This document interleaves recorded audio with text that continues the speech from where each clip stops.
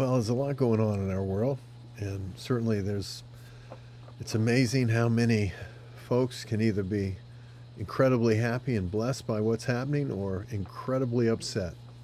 And if you listen to the news, you actually could switch between channels and get both polar opposites of the of a view of the same event. It just would be very easy for that to happen.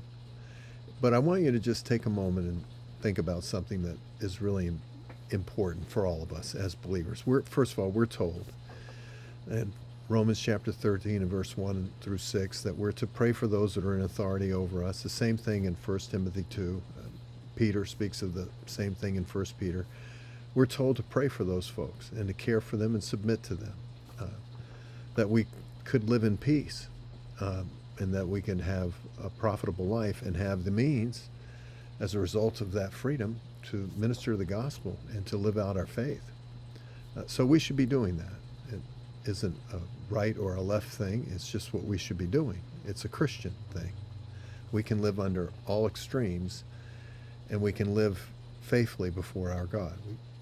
Thankfully, in this nation, we get to express ourselves. We don't have to agree, but we certainly can't be, how can I say this? We can't be judgmental and mean-spirited in the midst of this. But with all that aside, let's make sure that we put our trust where it belongs. That verse in Jeremiah 17:6 has come back to me many times. We don't put our trust in mankind.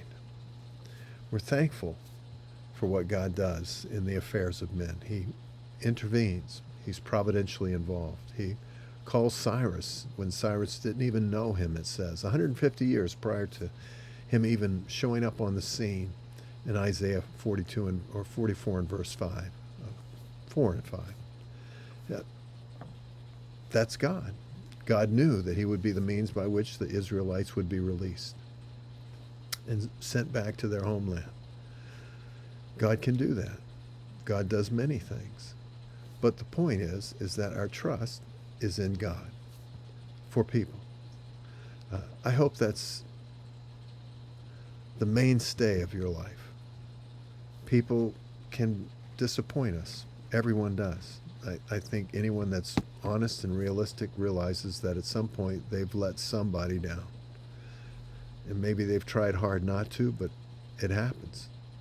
But God, who is faithful and kind, he never fails to fulfill his promise. He doesn't lie. It may not happen when we want it to happen, but he's faithful and true. And that's the beautiful thing about our Lord. His truth is an anchor that's steadfast in Hebrews 6 and verse 18, a hope it's absolutely anchored within the veil. We know it's true. Jesus Christ himself is the means by which it's secured. We can rest in that. And so as you go through this time that we're in, no matter what happens, whether we're benefited, whether we're not, whether everything in the world seems better or it doesn't, let's be thankful to God. And be thankful to God as he uses human beings, both good and bad, in his providential plan, that he decides in Proverbs chapter 16 and verse 1 and on through 9 where he wants to place them, that men can choose what they want to do, but he decides the outcome. Let's be thankful that God is involved, that God is providentially working. And that gives us a tremendous sense of peace and hope. And even with all the turmoil that we see, that our God is on the throne and he hasn't abandoned us here. It's not just time or chance for us.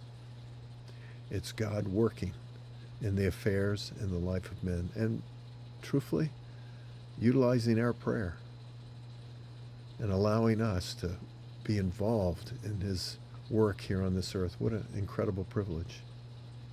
Till next time, friends, God bless you.